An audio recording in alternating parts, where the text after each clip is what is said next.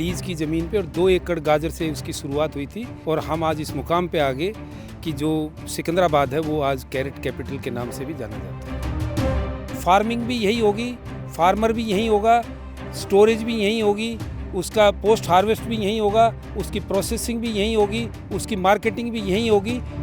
हमारी cost of production मतलब जो पैदा करने की जो पर केजी जो कीमत आती है हम उसको कितना नीचे ला पाए, अगर हम नीचे ले आएंगे तो वो भी हमारा प्रॉफिट है।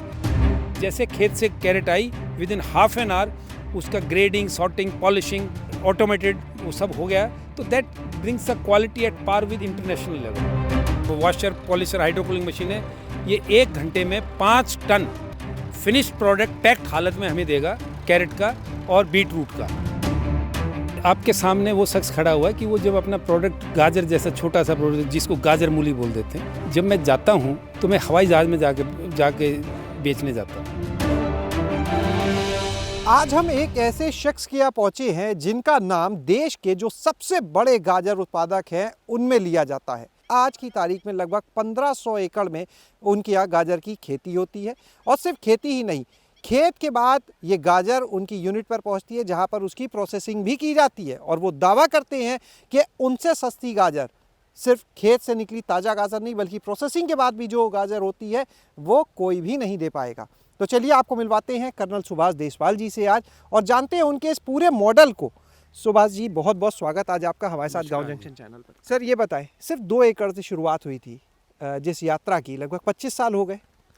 हाँ नहीं, मैं एक तो आपको करेक्शन करूँगा कि ये मेरी अकेले की यात्रा नहीं थी, एक हमारे साथी हैं जो मेरे से बड़े भी हैं, लाल कृष्ण यादव, तो 2 साथियों की ये यात्रा शुरू हुई थी।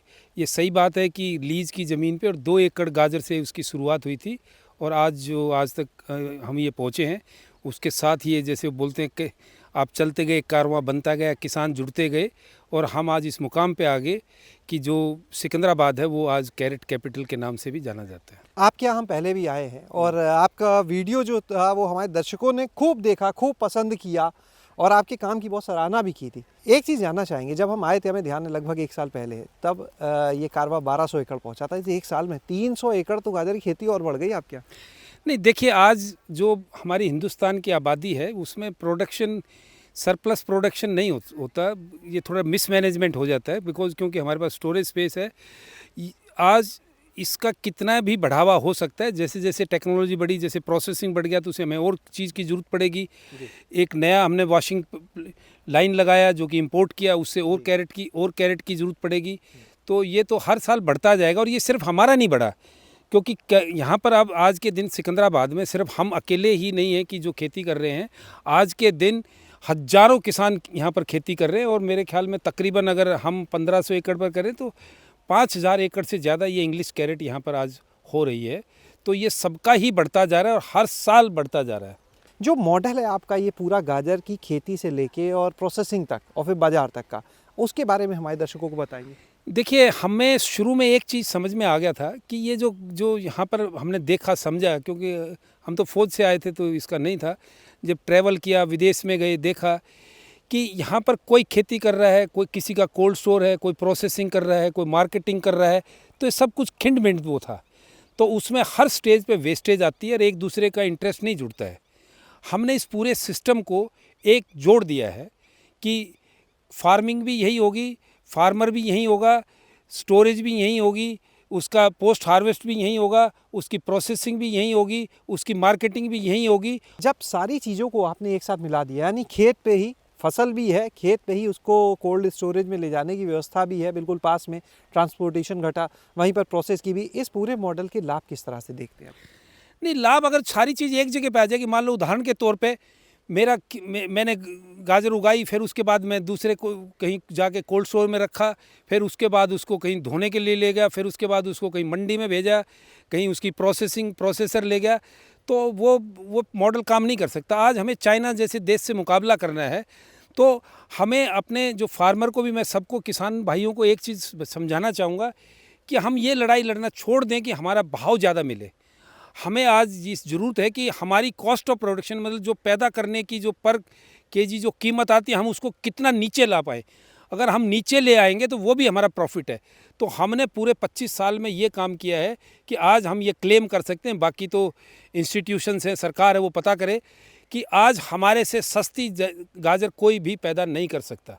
इसलिए आज हम गाजर कितनी भी बढ़ती चली जाए तो उसको कहीं भी हम मार्केटिंग कर सकते हैं, क्योंकि जो कॉस्ट ऑफ प्रोडक्शन है वो कम है। अभी तक आप पहले गाजर की सिर्फ खेती तक जुड़े हुए थे, बड़े स्तर पे गाजर की खेती करना, उसको बाहर बाजार देना, लेकिन अब तो प्रोसेसिंग में भी आप आ चुके। तो ये प्रोसेसिंग जो है, और हमने आपका प्लांट देखा, बड़ा आधुनिक प्लांट लगाया है आपने, वहाँ पर क्या काम होता है, ये प्रोसेसिंग क्या होती है, एक बार हमारे दर्शकों को बताएं।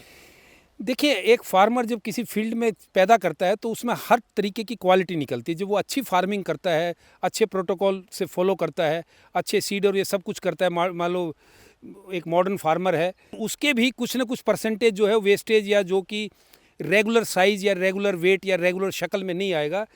तो अगर हमारे पास किसान के फील्ड पे ही अगर प्रोसेसिंग का है, तो प्रोसेसिंग की इंडस्ट्री है, तो किसान कभी भी घाटे में नहीं जा सकता। क्योंकि अब हम जैसे कि स्टोरेज भी हमारी फील्ड पे ही है, प्रोसेसिंग भी हमारी फील्ड पे ही है, प्राइमरी प्रोसेसिंग भी हमारी फील्ड पे है। जो प्रोसेसिंग का मैं और बताऊंगा कि जो हमारी प्रोसेसिंग यूनिट है वो एक IQF प्लांट है, मीनिंग कि इंडिविजुअल क्विक फ्रीजिंग प्लांट की फ्रोजन वेजिटेबल बनाता है। तो फ्रोजन वेजिटेबल सिर्फ कैरेट ही नहीं, वो कोई भी फ्रोजन वेजिटेबल बना सकता है, चाहे वो बीट रूट हो, चाहे वो कैबेज हो, चाहे वो कॉलीफ्लावर हो, चाहे वो पीज हो। लेकिन हमारा जो फोकस रहेगा वो कैरेट पे रहेगा। और हम इस प्रोसेसिंग में जो एम है हमारा कि हम चाइना की प्राइस से कम्पीट करना चाहते हैं, क्योंकि हमारे पास अगर 40,000 तक टन अगर हमारा फर्स्ट प्रोडक्शन है, क्लास ये टोटल प्रोडक्शन अगर 40,000 टन है, तो उसमें से 10,000 टन तो हमारा सेकंड ग्रेड भी आता है। अगर मान लो हम 75% वो कर लें तो ये हमारे बहुत लो कॉस्ट पे है। जो गाजर की हम देख रहे थे पूरा आप क्या काम होता है उसमें धुलाई, उस पर बड़ा विशेष ध्यान हमने देखा दिया जा रहा था। 2 तरह की मशीनें लगी थी, एक ड्रम की तरह की और एक हमने देखा कि बस गाजर आपके यहाँ जब उतर रही थी ट्रॉली से वो रखी गई और पूरा फाइनल वो पैक होने तक चली गई। कोई बहुत खास ह्यूमन इंटरवेंशन नहीं था। देखिए, ये जो पहले आपने मशीन देखी, जो लास्ट ईयर भी देखी थी, वो हमने इन हाउस डेवलप किया था, जो कि यहाँ की रिक्वायरमेंट के तरीके से था। यहाँ की एक स्पेसिफिक रिक्वायरमेंट है कि 90% जो कैरेट्स हैं वो कोल्ड स्टोर में रखी जाती हैं और उसके बाद पूरे साल वो बिकती है। जैसे ही आप कोल्ड स्टोर में कैरेट को रखते तो उसकी स्किन हार्ड हो जाती है, तो वो पॉलिश या वॉश से काम नहीं चल सकता उसका। तो उसको एक पीलिंग करना पड़ता है, एक फर्स्ट सरफेस उसकी हटानी पड़ती है। उससे सीधा क्या होता है कि उसकी सेल्फ़ लाइफ जो है वो ख़त्म हो जाती है। किसी चीज़ को डैमेज हो जाए, स्किन डैमेज हो जाए, तो उसकी सेल्फ़ लाइफ ख़त्म हो जाती है। ये मशीन जो हमने अभी इंपोर्ट की है, ये एक रूट क्रॉप या carrot washing, polishing, hydrocooling, grading and packaging पूरा एक लाइन है, जो कि हॉलैंड की एक कंपनी, उनसे हमने लिया है ये मशीन। और ये इसमें कैरेट को बाय जो रिकमेंडेड है वर्ल्ड ओवर, तो वो कैरेट जो है कहीं भी ट्रांसपोर्ट होने से पहले, कोल्ड चेन जाने से पहले, इट शुड बी हाइड्रोकूल्ड, मीन्स पानी से ठंडा होना चाहिए, ना कि बाई एयर से। जब हम बाई एयर से ठंडा करते हैं उसको तो वो डिहाइड्रेट हो जाता है। तो इसलिए ये मशीन जो है खासकर 4 महीने हमारे लिए काम करेगी, जिसमें ये जो स्पेशली जो फील्ड से प्रोडक्ट आएगा वो सीधा वो ये पीलिंग की बजाय उसको यहाँ पे वॉश किया जाएगा, पॉलिश किया जाएगा और हाइड्रोकूल किया जाएगा और 2 डिग्री के टेम्परेचर पे उसको कोल्ड चेन में डाल दिया जाएगा। और फिर ये एंड डेस्टिनेशन में, मीन्स सेल पॉइंट पे, ये 2 डिग्री पे पहुँचेगी। मीन्स कि जैसे खेत से कैरेट आई, within half an hour उसका ग्रेडिंग, सॉर्टिंग, पॉलिशिंग ऑटोमेटेड वो सब हो गया। तो that brings the quality at par with international level, वो इंटरनेशनल लेवल की क्वालिटी होगा। और इससे दूसरी बात क्या है कि ये बाय नेक्स्ट ईयर हम इस प्रोडक्ट को एक्सपोर्ट कर पाएंगे, क्योंकि बिना इस फैसिलिटी के, इस proper pack house and proper this processing line के बिना हम इसको एक्सपोर्ट नहीं कर सकते थे। दूसरा, जो हमने प्रोसेसिंग की जो लाइन लगाई जिसकी आप बात कर रहे थे, उससे हम कैरेट को प्रोसेस करके एक्सपोर्ट कर पाएंगे, जिसकी बहुत बड़ी संभावना है। इस साल में स्टार्ट हुआ है, हमारे सैंपल बनेंगे, हम पूरे इंडिया में या वर्ल्ड में इसकी मार्केटिंग करेंगे। बाय नेक्स्ट ईयर हम अच्छे तरीके से इंटरनेशनल मार्केट में और नेशनल मार्केट में इस प्रोडक्ट को लॉन्च कर देंगे। ये जो मशीन है, 1 घंटे में कितनी गाजर का ट्रीटमेंट हो जाता है? वहाँ पर कितनी गाजर? एक जो पॉलिशर और हाइड्रोकूलिंग machine, washer, polisher, hydrocooling machine है, ये 1 घंटे में 5 टन फिनिश्ड प्रोडक्ट पैक्ड हालत में हमें देगा कैरेट का। और बीट रूट का। और दूसरा जो लाइन है हमारी, जो कि प्रोसेसिंग की लाइन IQF की है, फ्रोजन लाइन है, वो 3 टन पर आवर की है। वो तकरीबन एक दिन में 20 घंटे चल सकती है, तो 60 टन पर डे वो हमें फ्रोजन कैरेट दे सकता है। जो यहाँ के किसान हैं उनको आप किस तरह की सुविधा देते हैं जो आपसे जुड़ते हैं? एक क्लीन कट, क्लियर कट एक वो है सिस्टम। इसमें लेबर जो है वो पूल्ड इन लेबर है, तो फार्मर को लेबर इकट्ठी नहीं करनी पड़ती। एक सिस्टम है जो कि सेंट्रल स्प्रे का सिस्टम है, वो सब हमारी सुपरवाइजरी स्टाफ मैनेज करता है और उसको फार्मर की कोई एक्स्ट्रा कॉस्ट नहीं देनी पड़ती। तो एक बढ़िया मटेरियल, बढ़िया तरीके से टाइमली, उससे एक बढ़िया गाइडेंस फार्मिंग के लिए कोई प्रॉब्लम आ जाए तो उसको, सबके लिए वो प्रॉब्लम एक ही जगह पे सॉल्व हो जाती है। तो एक ये ट्रस्ट बेस्ड मॉडल है जो कि एक बहुत सक्सेसफुल तरीके से चल रहा है। और अब हम इसमें इस साल से 2 प्रोडक्ट और जोड़ रहे हैं, रादर इसको 3 भी कह सकते हैं। एक पॉपकॉर्न, एक स्वीट कॉर्न और एक बीट रूट। 200 एकड़ का तो कॉर्न पे ट्रायल है और तकरीबन 20 एकड़ पे बीट रूट का ट्रायल है। तो इससे अगले साल में हम शायद 3 क्रॉप को फार्मर को दे पाएंगे कॉन्टैक्ट फार्मिंग में, और मजबूत होकर ये सिकंदराबाद के फार्मर उभरेंगे। हम आपके यहाँ ये देख रहे थे, जो कैरेट थी अलग अलग साइज़ के हिसाब से उनकी पैकिंग हो रही थी। कुछ थी जो एक यूनिफॉर्म साइज़ की जो धुल के आई अलग पैक हो गई, कुछ थी जो बड़े साइज़ की, उनको आप लोग अलग कर रहे थे, कुछ छोटे साइज़ की बिल्कुल आ रही थी, वो अलग हो रही थी। ये क्या अलग अलग सप्लाई भी वैसे ही होती है? देखिए, हर कस्टमर की अलग रिक्वायरमेंट है। एक अकेला फार्मर अगर 4 एकड़ 5 एकड़ कर रहा है तो वो सारी को अलग अलग करेगा, तो कोई 2 बोरी बनेगी, कोई 10 बोरी बनेगी, कोई 20 बोरी बनेगी, वो ना भेज सकता ना और कुछ।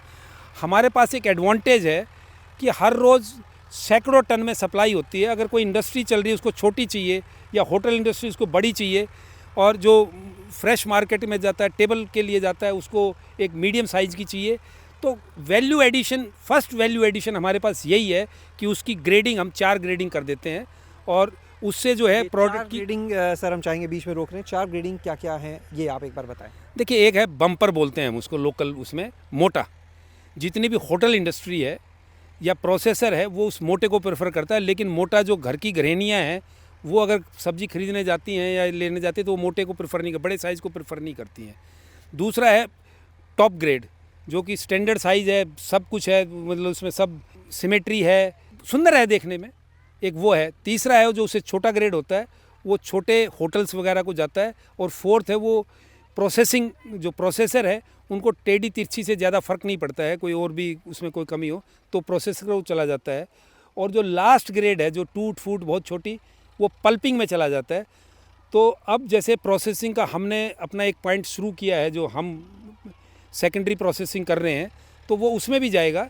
तो इस तरीके से ही वैल्यू एडिशन होगा, सिर्फ एक अकेली खेती से नहीं हो सकता। यानी जितना भी खेत से उपज निकल रही है किसान की, उसके लिए भी कुछ बर्बाद नहीं, आपके लिए भी कुछ बर्बाद नहीं। 100% सारा का सारा यूज होगा, सिर्फ रेट्स में डिफरेंट होगा। फार्मर को सिर्फ 2 रेट दिया जाता है, बम्पर जिसको बोला मैंने, जो दूसरा बोला स्टैंडर्ड, तीसरा बोला, इन 3 का ऊपर के का एक ही रेट है, और जो उससे छोटा रेट है उसका वो रेट आधा हो जाता है। वो हमारे पास आ जाता है, हम उसको ट्रक बना के एक इंडस्ट्री में भेज पाते हैं। तो वो एक सबके लिए विन विन सिचुएशन है, और इसी तरीके से ही हम पूरी मैक्सिमम वैल्यू ले सकते हैं। जो लोग खेती को घाटे का सौदा कहते हैं, या जो किसान अपने बच्चों को आगे किसान नहीं बनाना चाहते हैं, उनको क्या संदेश देना चाहेंगे आप? नहीं, संदेश तो, मैं खड़ा हूँ, मैं आपसे बात कर रहा हूँ, मेरे से बड़ा मोटिवेशनल क्या चीज़ है। हमारा बेटा इन्फोसिस में काम करता था, लेकिन वो उसको छोड़ के आ गया, एंड इज़ वेरी हैप्पी।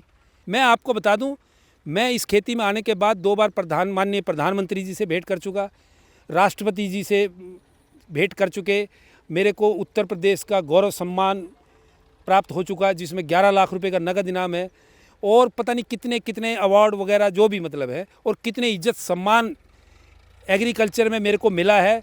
मैं ये बताना चाहता हूँ कि पढ़े लिखे आदमी को अगर एक अच्छी ज़िंदगी व्यतीत करनी है और देश के लिए कुछ करना है, तो आज के दिन खेती से बढ़िया कोई चीज़ मैं नहीं मानता। और जिसको शक हो कोई किसी किस्म का, वो आके हमारे पास देखिए कि उसको आपका डाउट क्लियर हो जाएंगे। एंटरप्रेन्योर हैं या बच्चे हैं, यूथ है, मैं उनको एग्रीकल्चर के बारे में एक बात बताऊंगा आपको।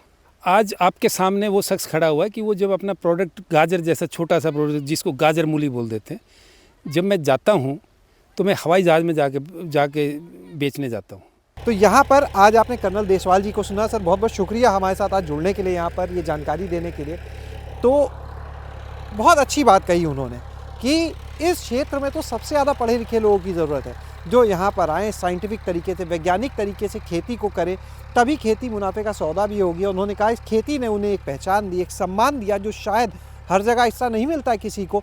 तो लोग पढ़े लिखे अब इस क्षेत्र में अपने कदम रखें और देश का जो विकास की बात होती है उसमें अपनी भागीदारी को भी सुनिश्चित करें। शैलेश अरोरा, गाँव जंक्शन।